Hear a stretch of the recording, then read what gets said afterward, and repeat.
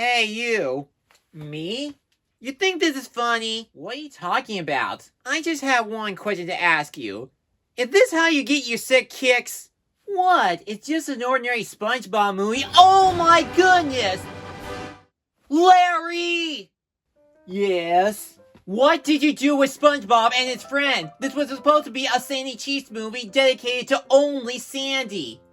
I did, but I want SpongeBob to be in it just in case. The film is called The Sandy Cheeks Movie, not Saving Bikini Bottom, The Sandy Cheeks Movie, The SpongeBob Movie. Oh, by the way, I have more SpongeBob spin-offs I want to pitch the next 10 years ahead. Do you want to hear some? No. I got Bubble Buddy. That's not how that works. Bubble Bass. What? Fred. My leg? Karen. Isn't she in that Plankton movie you pitched a few weeks ago? Also, we got leaked again. What? Old Man Jenkins.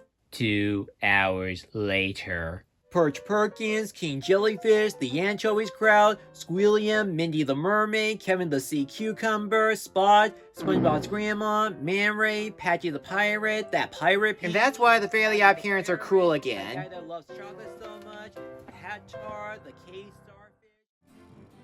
I don't know why this is a thing on Nickelodeon, but apparently it's law now that every SpongeBob character should have their own spin-off.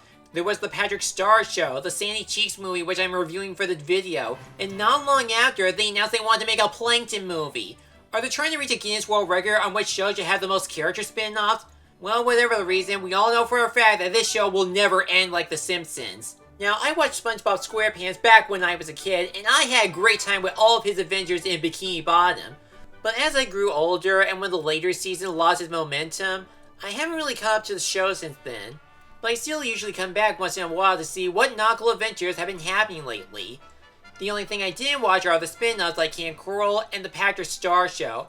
I have no opinions on them, it's just I wasn't interested in seeing them. Now for the SpongeBob films, I mostly have an enjoyable time with them. The first one was great, the second one was pretty good, while the third one was just meh. Which leads us to the fourth movie of the series. In honor of SpongeBob's 25th anniversary, Nickelodeon decided to release the Sandy Cheeks movie on Netflix. However, something happened that hurt the movie severely. On January 21st, 2024, somebody or something on Twitter leaked the entire movie on the site before its official release. They did take it down hours later, but the damage was already done. And no, I did not see the leaked video on Twitter because I can't think of any good reason why I should create a Twitter account. I saw the movie on Netflix on its respective premiere date and looked over it with my own 2 eyes and no one else's. Welcome to another episode of The One Reviews. I'm ready to look over the new SpongeBob adventure. This is Saving Bikini Bottom, the Sandy Cheeks movie.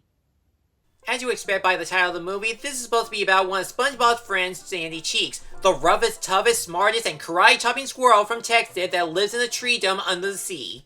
As for her adventure, she's on a mission to rescue Bikini Bottom because the plate gets scooped up and sent to her old home and laboratory called Boots. So she, alongside SpongeBob, has to travel through Texas to, you guessed it, save Bikini Bottom.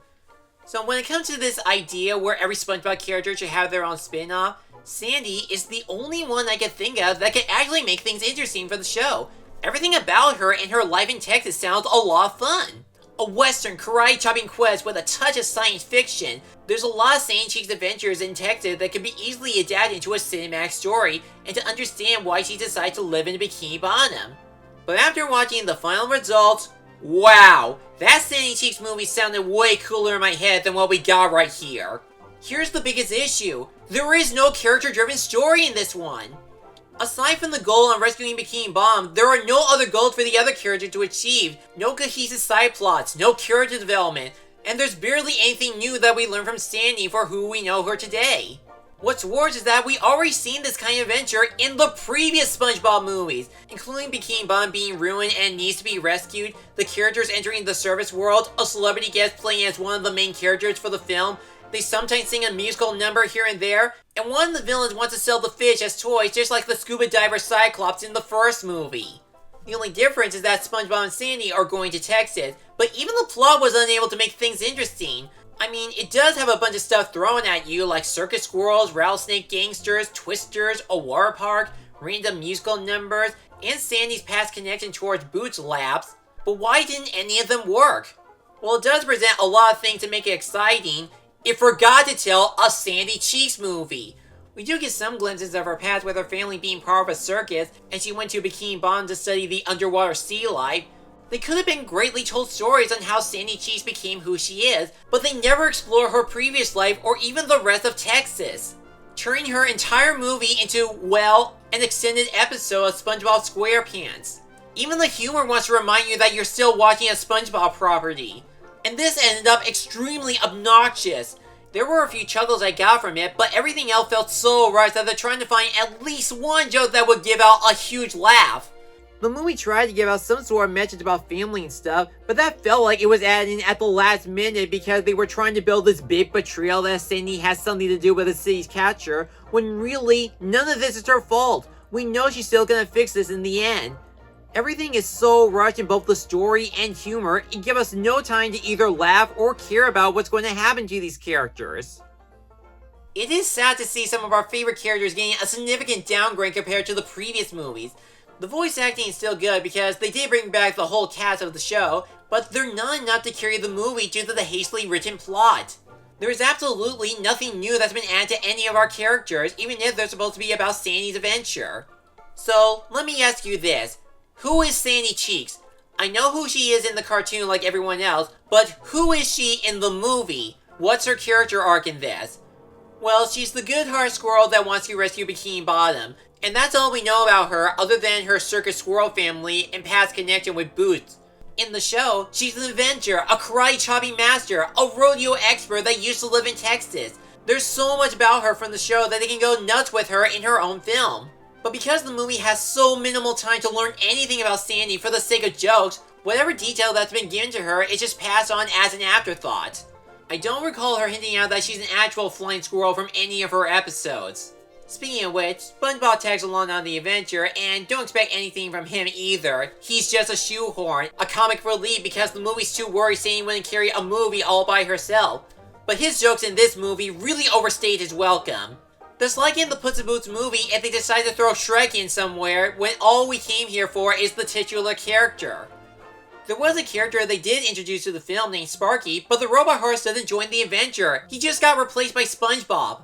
For everyone else, they're basically the same as they were in the show with nothing new to advance the story. Patrick is the dimwit starfish, Squidward is SpongeBob's neighbor that doesn't like him, Mr. Krabs is the owner of the Krusty Krab that loves money, and everyone else like Gary, Mrs. Pup, Plankton, and more are just extras solely to make references to the show. The only characters that are somewhat interesting in this is Sandy's family. They run a circus show with their own set of acts with Uncle Randy running from the law, and they do expand the origins of Sandy. The only issue with them, they don't appear a lot in this, just serving as extra helpers to help the duo to reach the destination. But then there are the villains of the film, the most unfunny and laziest thing the film has to offer. Tsunami is the main antagonist that wants to sell the entire collection of Bikini Bottom for a really dumb reason. She wanted to hug a fish and squeeze it and call it George on dry land, when she could have just pet the fish in the water or used a fish bowl. And is it just me, or does her experiment on making Bikini Bottom into pets and toys ruthlessly remind me so much of the Caterpillar Room from Toy Story 3? Her lab assistants don't help either because they sound awfully bored throughout the whole movie. It's almost like they didn't want to be in the SpongeBob movie, they're just here for a paycheck. When you look back on some of the other SpongeBob movies, the animation on them is really good and almost captures the feel of a cinematic movie. But you also notice that all of them went through a different animation style. The first one was fully hand-drawn, Sponge Out of Water was still hand-drawn until the live-action bits involving CGI, and Sponge on the Run had a mixture of 2D and 3D. In this one, the animation is mostly CGI, but unlike Sponge Out of Water's 3D, it's no surprise that there's also a downgrade on the Sandy Cheeks movie. Now there are some things I will admit that are worth liking in the film. The CGI designs on SpongeBob, his friends, and Sandy's family are pretty good. And there is one thing they did better than in the third movie, lowering the realistic textures on the character like Sandy's fur. There are some nice colors in Bikini Bottom that make the visuals pretty, even when it's in peril. And the cartoony animation is well done and present a lot of creativity with SpongeBob's stretching abilities. Unfortunately, this is where the good points end. When we finally get to see Texas, Sandy's old home, it looks boring to look at. Aside from maybe the water park, the settings are mostly set in a desert environment or a generic laboratory. It doesn't feel like the characters are really in Texas. The main culprit behind this illusion is the CGI used in the real world. It contains a bunch of bad green screen effects whenever Sandy flies around the locations, poor rendering of the rattlesnake designs, assets that are absolutely fake like the twisters, and the interaction between the real world and SpongeBob characters feels non-existent and disturbing like the mutant fish Tsunami has. Also, for some reason, there are times in the movie where the characters want to zoom their faces in front of the screen, like they want to do one of those cheap 3D tricks. Did you say cheap 3D tricks? Will you get out here? Whoa! It's fine that they try out other art styles to give new life to the show as long as it's handled properly. But in this film, it wasn't. It made the whole journey an entire mess. I like SpongeBob, I like Sandy Cheese, and I thought I would have an enjoyable time with this spin-off. There are tons of cool ideas of what you can do with everyone's favorite squirrel, but I did not expect the fourth movie to suck this much. Saving Bikini Bottom, the Sandy Cheeks movie, was definitely not a Sandy Cheeks movie. It may have Sandy as the star of the movie, but it's secretly a bad extended SpongeBob episode written by Mr. Krabs that's pretending to be a movie. The humor is not funny, the plot is lazy, it copies a lot from the other movies and doesn't add anything, the special effects are abysmal, and the characters are either annoying or don't give us any other addition to expand the SpongeBob universe. Maybe kids might like this, but this is a movie I would not recommend for anyone else, even if you are a fan of the show. Just stick to the cartoon and the films I mentioned before. Or, if you really need that fix of a Sandy Cheeks movie, I suggest watching Tea at the Tree Dome, Pressure, Karate Island, Pre-Hibernation Week, Squirrel Jokes, Texas, and more Sandy-related stories. Yes, they're all SpongeBob episodes, but they're all adventurous and well executed. All this movie did is just encourage those jokes SpongeBob and Patrick made about Texas in that one episode. And that's why I'm giving the fourth SpongeBob movie a D. And I'm going to grill this dumb old film into the flames of failure. I'm Mad Hair Patrick. Now if you'll excuse me, I'm going to have a late night snack at Goofy Goober's Ice Cream Boat.